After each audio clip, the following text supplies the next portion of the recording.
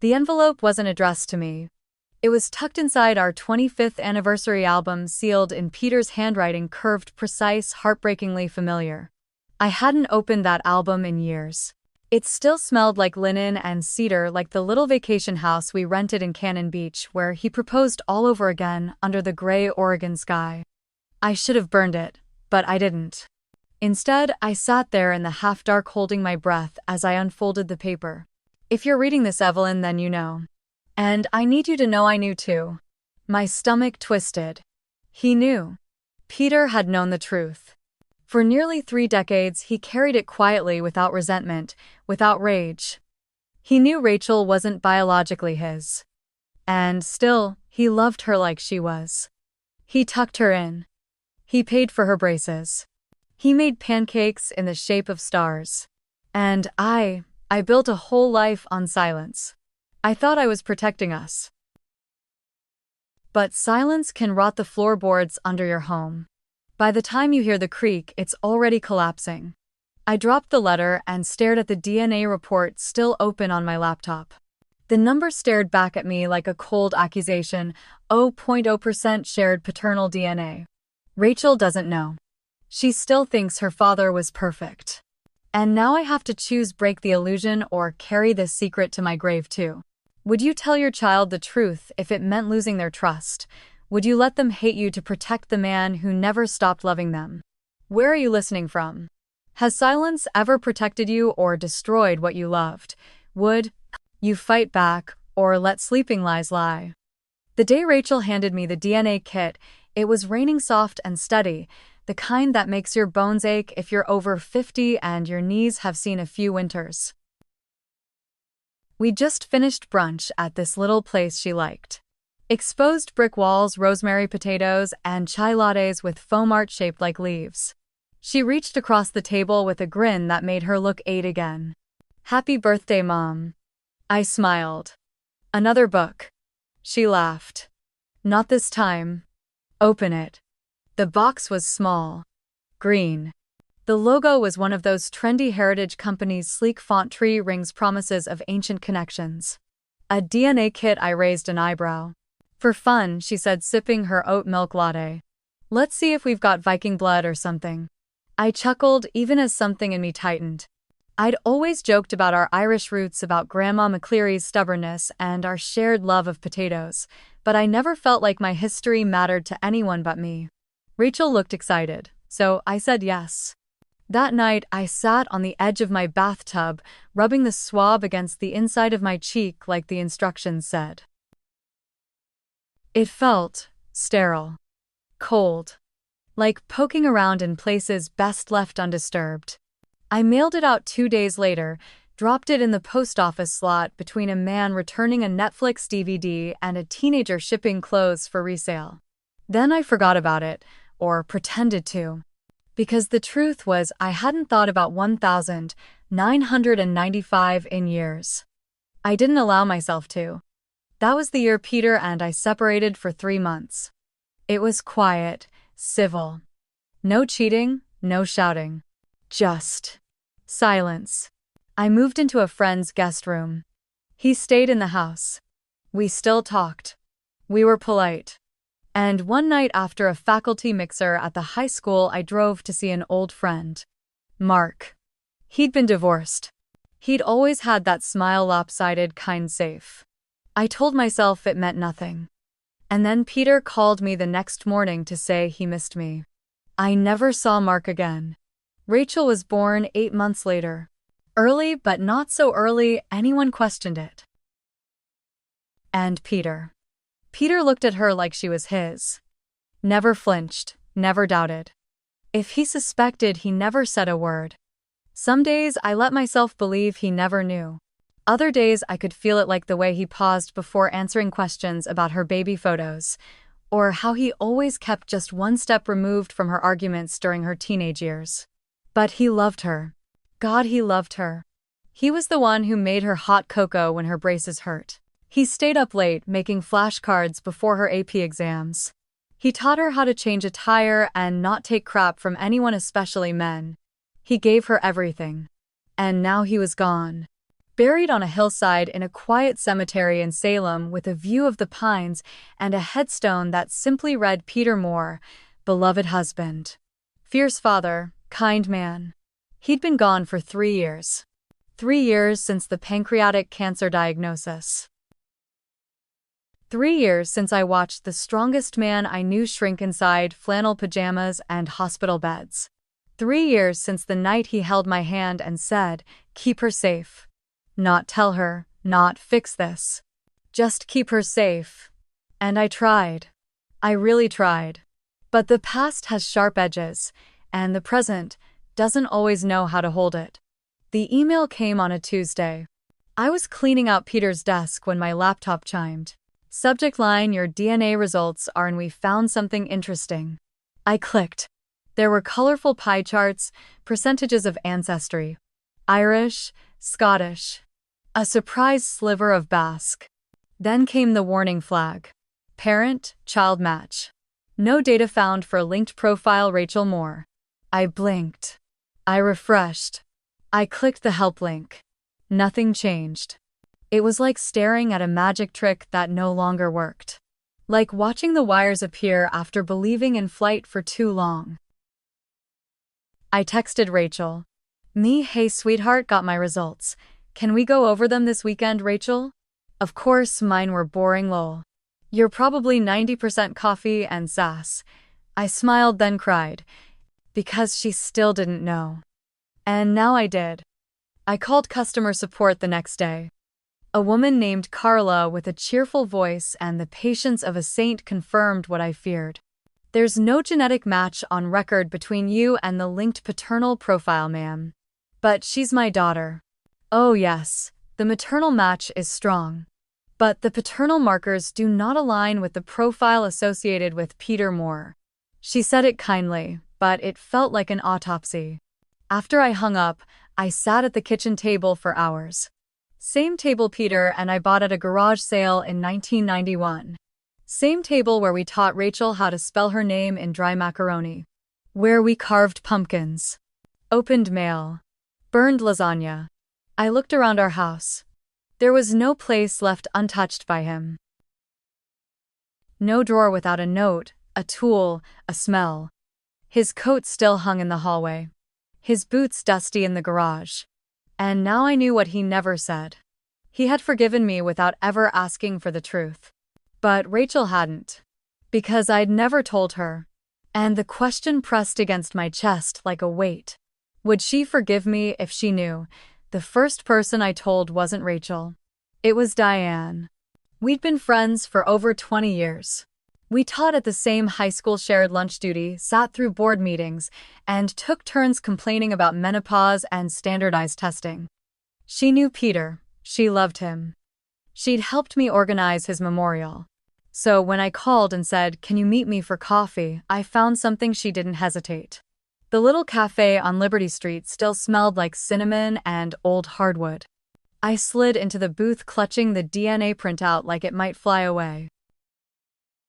She looked at me, her brow creased, her lipstick slightly faded after teaching third period. "What's going on?" she asked gently. I laid the papers between us. She read them twice, then she whispered, "Oh, Evie." I nodded. She reached across and took my hand. Hers was warm, familiar. "How sure are you? Positive?" I called the company. "Rachel doesn't match Peter at all, not even partial." Her mouth pressed into a thin line. "And you think?" "I know." I said it softly. "Peter found out. A long time ago." I told her about the letter. The anniversary album. The envelope. He never confronted me. Never said a word. He just raised her. Diane didn't speak for a long time. Then she said, "That's the kind of man he was." I nodded again. My eyes burned. "But what now?" she asked. "Are you going to tell her?" I looked down at my mug. The foam was gone. The chai had cooled. "I don't know," I said. "She worships him, he was her hero." If I tell her now, it won't just change how she sees me. It'll change everything. Diane squeezed my hand. "And what about you? How will it change how she sees you?" That question stayed with me long after the coffee went cold. That weekend, Rachel came over. She brought muffins and tulips and a bottle of my favorite vanilla-scented hand cream. "I still think you're 40% chocolate croissant," she joked as we sat at the kitchen table. I tried to smile. We scrolled through her ancestry app together. I pretended to be surprised by the Scottish heritage. She laughed at how much Swedish blood she apparently had. I asked safe questions. She gave cheerful answers. Then she said, "You and Dad were such a great match." The app said we could link parental trees for more info. "Want me to do that for Dad's side?" My throat tightened. "No," I said too fast. She looked up. "Why not?" I hesitated. "His side was always complicated. We never had full records. You know how he was." She nodded slowly, but I saw that flicker of curiosity. Or doubt. Or both. And I hated myself. After she left, I opened the laptop and stared at the DNA report again. It didn't care about love. It didn't care about time. It cared about markers. Matches. Cold facts in color-coded charts. Peter wasn't in those charts, but he was in every frame on the hallway wall. Carving pumpkins with Rachel. Holding her hand on the first day of school. Dancing with her at her college graduation. There was no genetic test for devotion. But I could feel his love in every memory. Later that night, I opened the safe in the guest bedroom. I hadn't touched it since the estate was settled. Inside were old insurance papers, Peter's will, some letters, a few USB drives with family photos, and a folder labeled Personal Evelyn. I hesitated. My name in his handwriting sent a chill down my spine. Inside were two things. One, a photo of Rachel as a baby taken at the hospital, her little face wrinkled and red, his finger wrapped in her fist. Two, a sticky note that simply said, "Some truths hurt more than the lies we choose to protect each other with. Let her grow without shadows." I sat on the carpet and cried. Not loud sobs. Just silent, steady grief. He had known. He had chosen love anyway. And now it was my turn. But I didn't feel noble. I felt like a fraud. How do you undo a lie that's grown into someone's entire identity? 3 days later, I got a call from Peter's brother Tom. He rarely called. We exchanged Christmas cards, texted on holidays. But a phone call, "Hey Evelyn," he said. "Got a minute?" "Of course." "Everything okay?" There was a pause. "I don't want to stir anything, but Rachel called me. She asked if I had any medical records from Peter's side." I froze. "What did you say?" I told her I'd look, but Evelyn, she sounded off. Like she was looking for something she couldn't say out loud. My hand shook. "Tom, I think she's starting to suspect." Silence. Then Evie. "Did something happen?" I pressed my lips together. Tom had always been perceptive. Quiet. Kind. But I couldn't open this door with him, not yet. Just some confusion with the ancestry app, I lied. "It's probably nothing." He didn't press. But his voice lowered. "You know Peter loved that girl more than anything. That never changed." I bit the inside of my cheek. "I know." After we hung up, I stared at Rachel's baby book for a long time. There were pages Peter filled in himself. Her first word, Dada, her favorite food, sweet potatoes. The song he used to hum while rocking her to sleep, "You Are My Sunshine." And now the sun was gone. I was the one left with the shadow. That night, Rachel texted me. "Rachel. Hey, did you and Dad ever do the DNA kits together? Just curious. Mine gave weird results, lol." I didn't reply, not right away. Because I knew that once I stepped through this next door, there would be no turning back. And I had to ask myself, was I protecting her or just protecting what was left of the story? I told myself I heard her car door before I heard the knock. It was a Wednesday just past 6. The sun was low, casting long shadows across the driveway. The kind of evening where everything feels like it's waiting for something to break. I opened the door. Rachel stood there holding her phone like it had betrayed her. She didn't say hello, she didn't smile. She just looked at me and asked, "Who is Mark?" I forgot how to breathe. She stepped inside without waiting for an answer. The door clicked shut behind her. My kitchen smelled like lentil soup and rosemary bread. Her heels clicked across the tile like a judge's gavel. Rachel. She held up the phone. I found a message between Dad and Uncle Tom. From 2015. Dad said something about keeping things quiet for Rachel's sake. He mentioned a name, Mark Wexler. I Googled him. I sank into a chair. Rachel remained standing. Did you know he's a geneticist? She asked, voice flat. He gave a TED Talk in 2016. You know what it's about, paternity misidentification. Her voice cracked on that last word. I didn't mean for you to find out like this, I whispered. But it's true, she asked. I couldn't speak. She sat down slowly like her legs were giving out. She stared at the tulips in the vase on the table, now 2 weeks old and already curling brown at the edges. So Dad knew, she asked. I nodded. And you? You never told me. Tears welled in her eyes, but she didn't blink. I reached for her hand. She pulled away. I was going to, I said. When she snapped. On your deathbed. After I named a child after him. After I buried you both, not knowing who I really was, I didn't want to hurt you. She laughed. Sharp, bitter, too late. We sat in silence. Outside, the wind picked up, rattling the window panes. Finally, she asked, why him? I didn't pretend not to understand. It was one night, I said. Peter and I had separated. It was quiet. No shouting, no papers. Just space. I was lonely. Mark had always been kind. I thought it was over with Peter.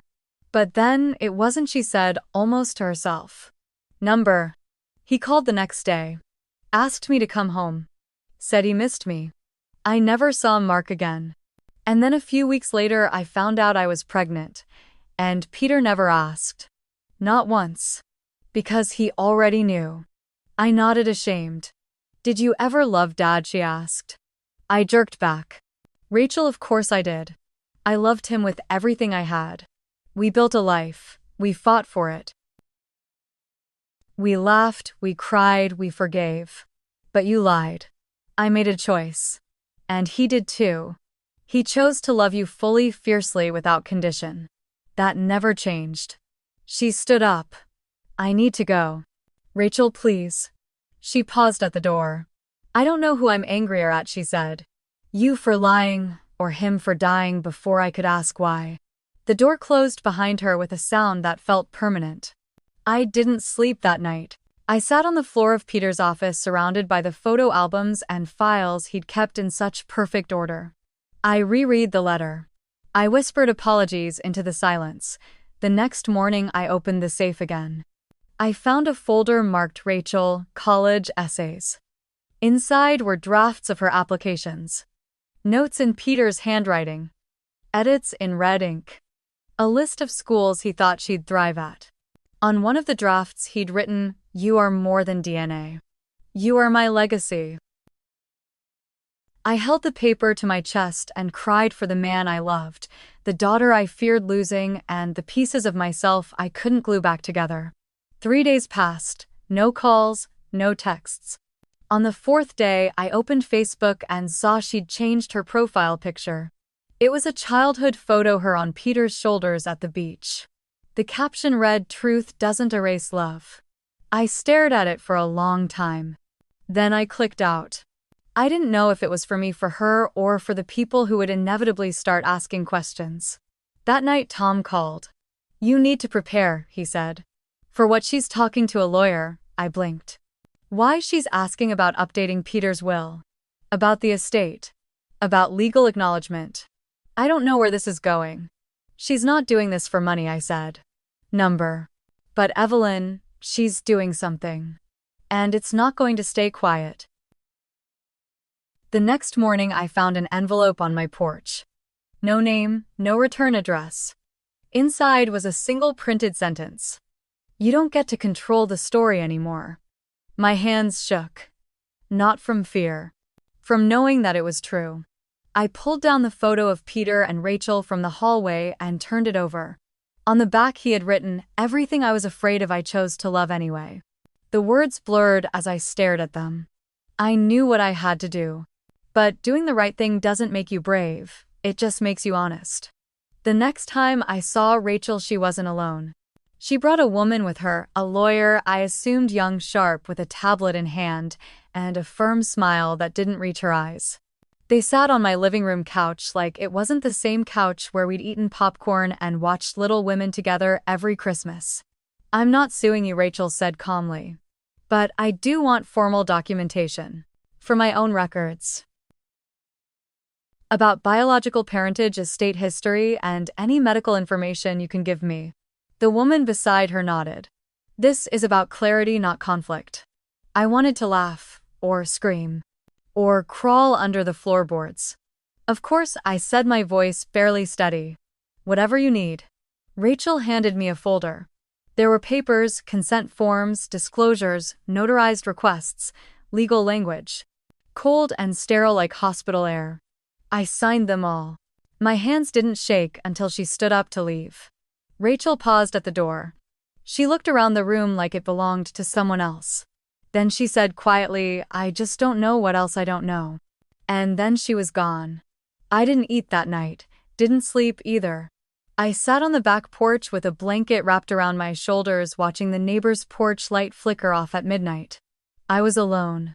Not just in the house, but in my history. Peter was gone. Rachel didn't trust me. Tom stopped returning my calls. And Mark, I hadn't seen him in 27 years. I didn't even know if he was alive. I pulled out Eleanor's journal, my late mother-in-law's diary, and flipped to a page I remembered reading after Peter's funeral. "Secrets are like mold. Left too long, they make good things rot." I had built my whole life around protection. But maybe all I'd done was bury landmines under our memories. 2 days later, I walked past Rachel's old room. I hadn't touched it in months. But that morning I opened the door. Her bookshelf still held the YA novels she devoured in middle school. A photo of her and Peter at the Oregon State Fair sat beside a dried-out prom corsage. On the wall was the canvas. He helped her paint an abstract mess of pink and teal and gold with the words "Love chooses us anyway" scrawled across the middle. I sat on her bed and let the weight of everything finally land. I had lost her. Not just to anger, but to doubt. And that was worse than hate, because hate still believes in a version of the past. Doubt erases it. That night, I did something I hadn't done in years. I wrote a letter. Not to Rachel. To Peter. I sat at his old desk, pulled out a yellow legal pad, and let my hand move without thinking. "Peter, I don't know what to do. I've broken her. I've broken the story we built. You were always the strong one. You carried the secret with grace I didn't deserve. And now it's mine alone to hold, and I'm not you. I wish you had left more words. I wish you had told me how to carry this part. I wish I knew how to make it right." I folded the letter, placed it in the top drawer, and closed it gently like sealing a prayer. The next morning, Diane showed up with a bag of scones and that look on her face that said she wasn't here for small talk. "You look like hell," she said, sitting down without invitation. "I feel worse." She poured coffee into the chipped mug Peter always used. "I saw Rachel." I froze. "She's hurting, Evie. But she's not lost. She brought a lawyer." "She's scared," Diane said. "You detonated the foundation of her identity. She's trying to rebuild piece by piece. Paper helps, control helps." "And what do I get?" Diane looked at me sharply. "You get the truth. You get the peace of not lying anymore." "Peace?" I laughed bitterly. "I've lost everything." She leaned forward. "Then fight for it. Not with lawyers, not with control. With truth, with presence, with love." I looked at her. "I don't think she wants any of that right now." "Then give her time. And while you wait, figure out what kind of mother you still want to be." That night, I cleaned out Peter's closet. For hours I sat in that narrow space, folding shirts, sorting ties, tucking away flannel after flannel. At the very back, I found a small shoebox. Inside were birthday cards. Notes. Doodles Rachel had made as a kid. And a photo I hadn't seen in years. Peter holding baby Rachel, his eyes closed, his lips pressed to her forehead. On the back he'd written, "Sometimes biology is irrelevant. Love is the only proof I need." I sat on the floor, clutching the photo, and finally let myself grieve. Not just the loss of my husband, but the loss of the story we never got to finish together. The knock came at 9:42 a.m. I was still in my robe, coffee halfway finished, toast forgotten on the plate. Rachel. She looked tired, dark circles under her eyes. A coat too light for the weather. Hands shoved deep into her pockets like she was holding herself together. "I'm not staying," she said before I could speak. "I didn't think you would," I replied. She stood in the doorway for a long second. Then she reached into her purse and handed me a manila envelope.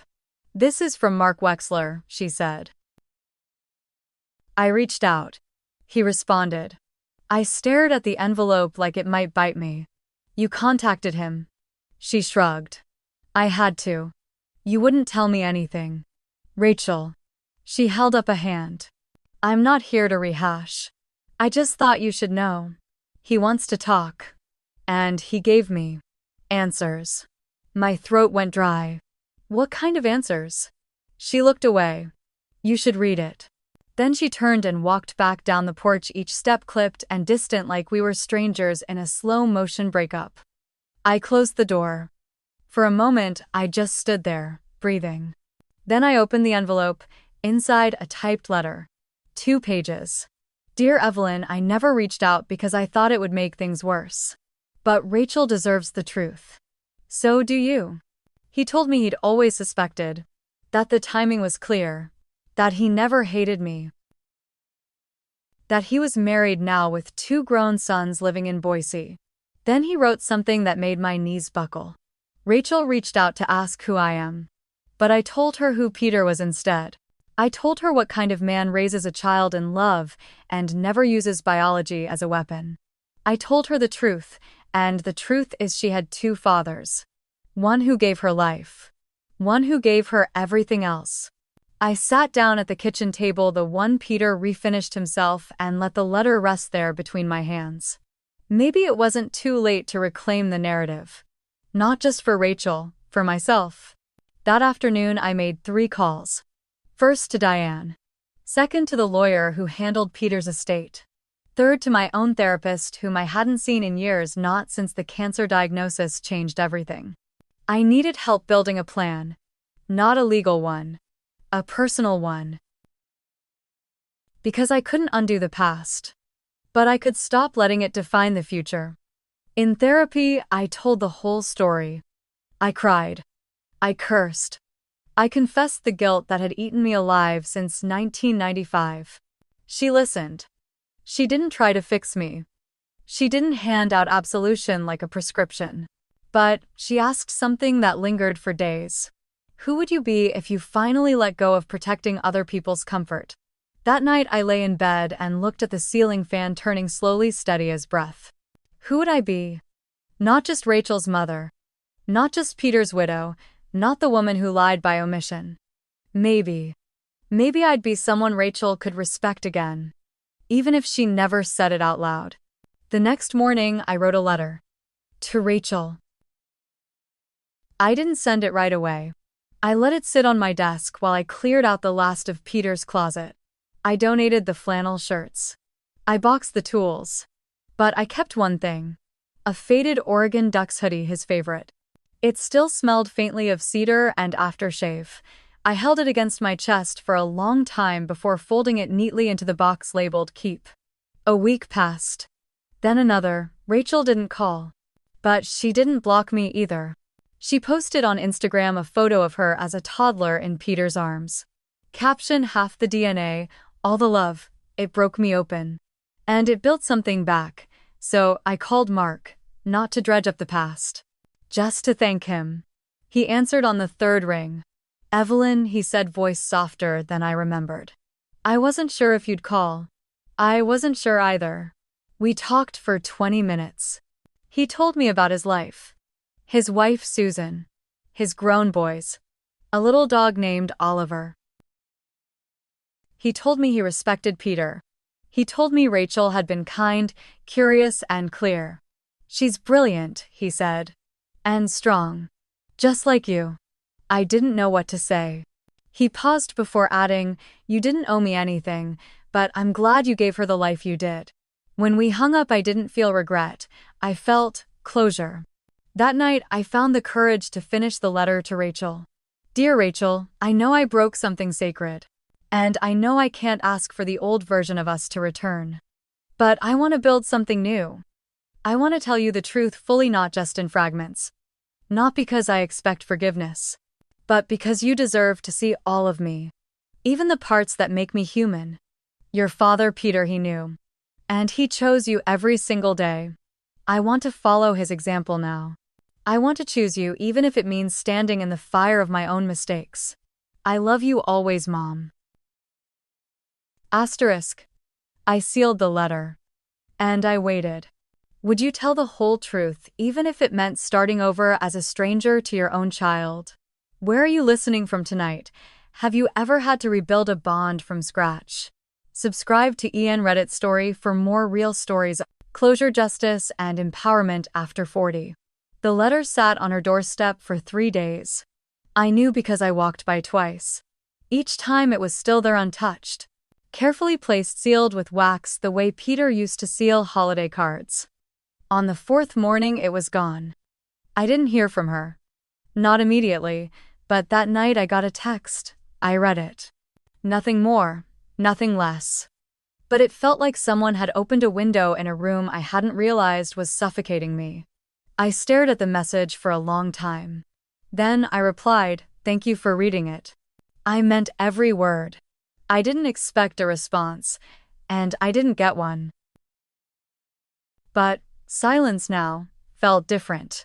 Less like punishment. More like space. The next day, I drove to the lawyer's office not to defend myself but to make an amendment. I asked him to add a letter of intent to my will. Something Rachel could read later. Something no DNA test could erase. I wrote it myself by hand. "To my daughter, you are, and always will be, the best thing I ever did. Not because you were planned, not because your biology was simple, but because you taught me what love without conditions really looks like. You are the story I will never stop telling. I'm sorry it took me so long to tell it right. Mom." Asterisk. I left the letter with my attorney and asked him to file it with everything else.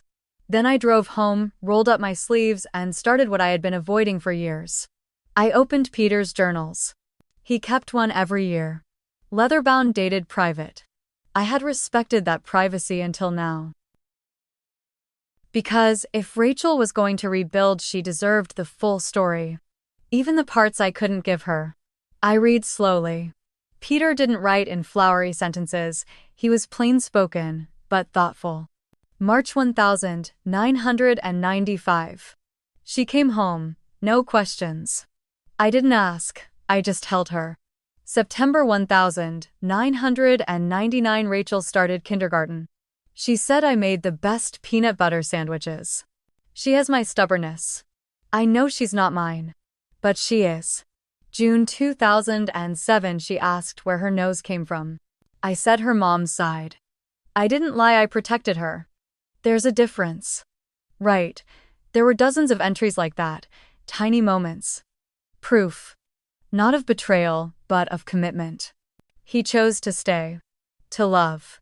Without demanding answers or control. And for the first time since his funeral, I didn't feel guilty reading his words. I felt guided. I took photocopies of a few pages. Highlighted the ones that mattered. The ones Rachel needed to see. Then I gathered photos, ones she hadn't seen. Peter painting her bedroom pink. Peter asleep in the armchair with baby Rachel on his chest. Peter holding up her college acceptance letter with both hands and watery eyes. I placed everything in a folder. And then I waited. 3 days later, she showed up. No warning. No announcement. Just the sound of her car in the driveway and the cautious knock I'd almost given up hoping to hear again. I opened the door. She was holding the letter I'd written. Her eyes were red, Her hair pulled back like she hadn't slept much. But there was something else, softness at the corners of her mouth. "Can I come in?" she asked. I stepped aside. Always. We sat at the kitchen table, the one where Peter used to butter her toast in the shape of hearts. She placed the letter down gently. "I believe you," she said. Tears stung my eyes. "Thank you. I'm still angry," she added. "I know. But I'm not trying to punish you anymore. I need to rebuild how I see everything." "That's fair. I don't know who I am without him," she said. "You're still his," I said. "Every memory is still true. This doesn't erase any of it." She looked away. I called Mark again. He was kind. He said he's not interested in stepping in, he just wants me to be okay. "I'm glad," I whispered. I told him I'm not ready to meet. "Maybe someday." I nodded. Then I reached for the folder and slid it across the table. "Peter left you more than love," I said. "He left words. I thought you might want them." She opened it slowly. Saw the pages. The handwriting. The photos. Her breath caught. She ran her fingers along the edge of a journal page like she was touching a memory. And then her voice broke. "He knew," she whispered. "He really knew. And he never once stopped being your father," I said. "Not for a second." She closed the folder and looked up at me. "I want to forgive you," she said. "You don't have to rush." "I know. But I want to." We sat there, two women in the same kitchen, but finally seeing each other as we really were. Not perfect, not clean, but real. And ready. That evening we walked together to Peter's grave. She held my arm. The wind was soft. She placed the letter I wrote atop the headstone folded neatly. Then she said, "Thanks, Dad, for choosing me, always." I couldn't speak. So I just stood beside her, letting the silence say what we couldn't. The family dinner wasn't my idea. It was Rachel's. "I think they deserve to know," she said, her voice even. "About Dad. About the truth. About what comes next." So she invited them. Tom. Peter's niece Ellie and her husband. Even my sister-in-law Jean, who always thought I was too soft-spoken and too artsy to be practical. We set the table with the good plates. The ones Peter's parents gifted us on our wedding day. Rachel made the salad. I roasted a chicken. The kitchen smelled like thyme and lemon. It was almost normal, until it wasn't. Tom was the first to bring it up. He set his wine glass down and looked at Rachel. "You've been quiet." She folded her napkin slowly. "I have things to say." "We both do." She glanced at me. I nodded. She stood up. So did I. And together we told them. About the DNA test, about Mark Wexler. About Peter's letter. About the journals. I expected gasps. Tears. Shouts. What I got was silence. And then Tom spoke slowly. "I always wondered why Peter was so protective." Jean shook her head. "I don't understand. He knew all this time and just raised her." "Yes," I said. "Because love wasn't conditional for him." Ellie wiped her eyes. "God. That man was better than all of us." "I thought you should all know," Rachel said, voice calm. "Because when I change my last name, I want you to understand why." Tom looked up sharply. "Change it to what Wexler more," she said. "Not to erase Dad. To honor both truths." The table fell still again. Then Tom nodded. Peter would have respected that. He never did believe identity came from blood alone. After dinner, Tom asked to see the journals. We sat on the porch while Rachel cleared the table. He turned the pages slowly. "He wrote like a scientist," he said. "Facts. Quiet feelings. But every line. God, he adored her." "I know. He adored you too." I didn't reply. "I think he forgave you the second you walked back into the house." "I think he forgave me before I even asked." Tom smiled. He always was a step ahead. We watched Rachel through the window rinsing plates, humming something soft and familiar. "I want to set something up in his name," I said. "A scholarship. For students like her." Ones who carry more than anyone knows. Tom looked at me, then nodded. I'll match it. That weekend, Rachel and I returned to Peter's grave with a brass plaque. We placed it gently beneath his headstone. It read, Peter Moore, father by choice, legacy by love. We stood there in the cool morning air, hands clasped. I used to think biology was everything, she said. Me too. But it isn't, is it? No, I said. What matters is who shows up, who stays. She reached into her coat pocket and pulled out a small envelope. Inside was a photo.